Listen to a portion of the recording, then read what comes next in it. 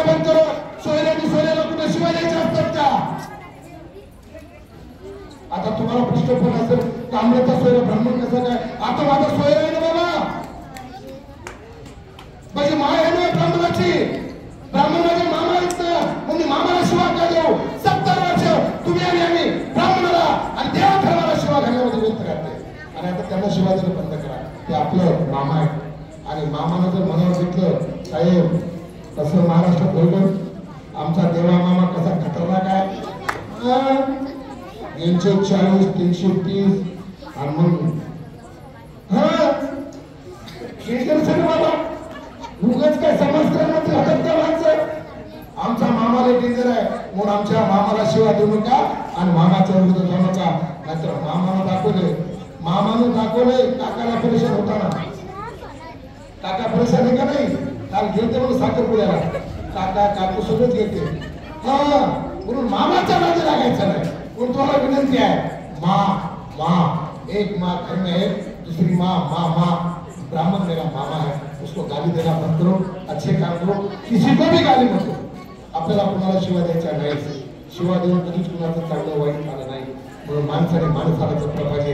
बाबासाहेब आंबेडकरांच्या 134व्या जयंती निमित्ताने बाळ क्रांतिवादी ज्योतिबा फुले यांच्या जयंतीच्या निमित्ताने 10 शिक्षकांना आदर्श पुरस्कार दिला. या निमित्ताने मी तुम्हा सर्वांना बाबासाहेब आंबेडकरांच्या जयंतीच्या, महात्मा फुले यांच्या जयंतीच्या खूप खूप शुभेच्छा देतो.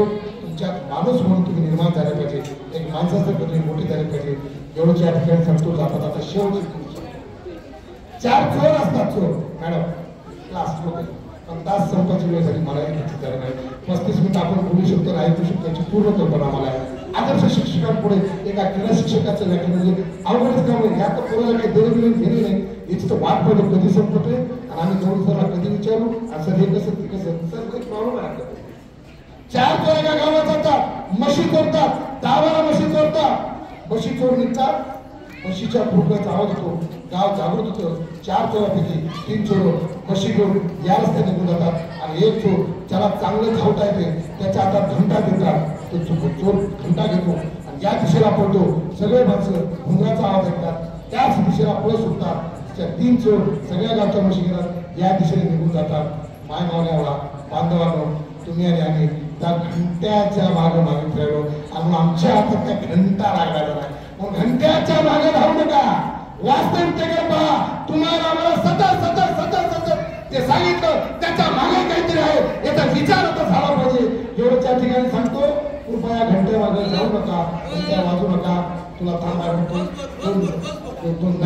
नको घंटी घडी नको असो.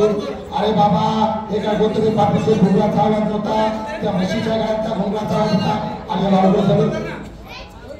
वाटत घुंगरू नाही घुंगरू त्या म्हशीच्या गायातले बाबा ते घुंगरू मोठे असतात, तुम्ही पाठीच्या पायाचे घुंगरू छोटे असतात.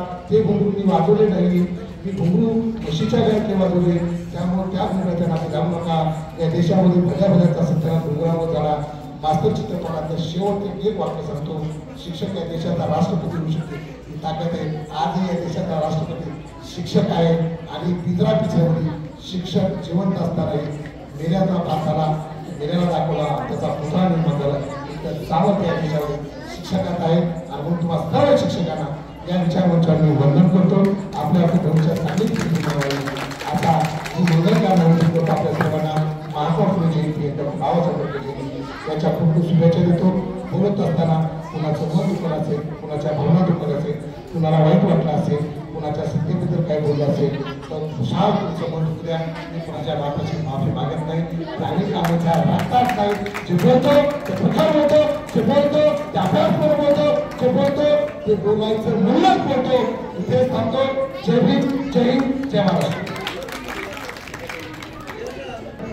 खऱ्या अर्थानं युवा आणि कांबळे सरांची संत तुकारामांची, शिवाजी महाराजांची आणि खऱ्या अर्थानं या व्यवस्थेला आळा घालून त्याच्यावर तडा घालून माणुसकी जिवंत करणारे होते. कारण ही विशेष तुम्हाला सांगतो साहेबांना माहिती आहे, जेव्हा फुले शाहू आंबेडकर किंवा छत्रपती शिवाजी महाराजांची जयंती असेल तर मी औपचारिका किंवा धवतंड कधीही करत नाही. मला अपेक्षित असते की खऱ्या अर्थानं त्यांच्या विचारांची जयंती झाली पाहिजे. बरं ते 5 असो का 4 असो. आणि विशेष त्या विचाराची जयंती होण्यात परिवर्तन हळूहळू होत असतं. पण ते परिवर्तनाचं आज ज्वलंत उदाहरण मला दिसलं. म्हणजे आतापर्यंत जसं मला कळतं साहेब पूर्ण